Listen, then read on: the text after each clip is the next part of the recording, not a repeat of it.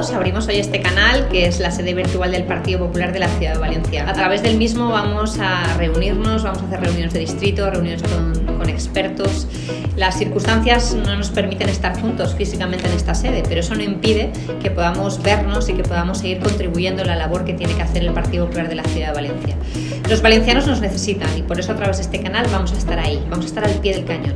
Os animo a todos a participar en todos los encuentros y reuniones que hagamos. Es nuestra nueva forma de estar juntos y sobre todo la forma que tenemos en este momento de poder contribuir a una Valencia mejor.